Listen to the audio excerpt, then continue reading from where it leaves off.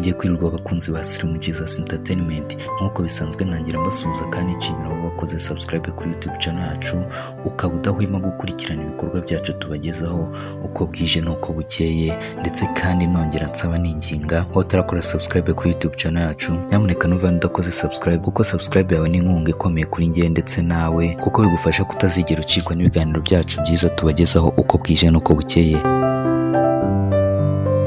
Ku isabukuru ya Perezida wa Repubulika y'u Rwanda Paul Kagame yakurikiye umukino wa REG na APR wabereye muri Kigali Arena.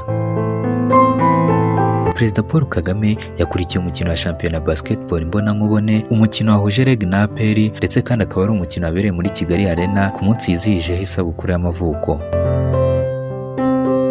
Ni mu mukino wabaye kuri wa gatanu tariki ya 23 Ukwakira umwaka wa 2020 ubera mu nzu y'imyidagaduro ya Kigali Arena, aho warangiye REG ikatishije itike y'umukino wa nyuma yisasiye ya APR ku ntsinzi y'amanota 75 kuri 68.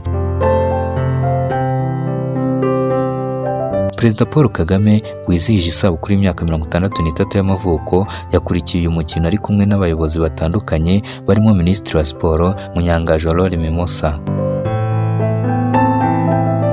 Umukuru w'igihugu yaherukaga muri Kigali Arena tariki 20 Gashyantare umwaka wa 2020 ubwo yamurikaga ku mugaragaro iserukiramuco ry'ibihanganye bya Afurika ryagombaga kuba ryarabaye hagati y'itariki 16 na 22 Kanama umwaka wa 2020 rikabera mu Rwanda, ariko riza gusubikwa kubera icyorezo cya coronavirus.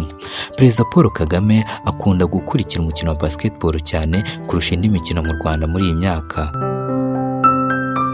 kubera ko agaragara ku bibuga imikino ya basketball abereho kenshi cyane kuva aho Kigali Arena yafunguriwe. Abakunzi b'indi mikino nk'umupira w'amaguru bategerezanyije igishyika umukino uzatuma umukuru w'igihugu agaruka ku kibuga nyuma y'igihe kirekire atahagaragara.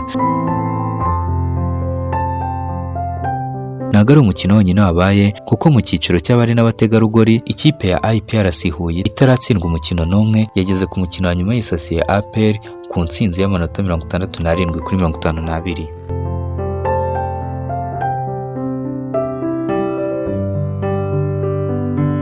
This is Slim Jesus Entertainment. Kora subscribe dukomeze tugendane 5 kuri 5.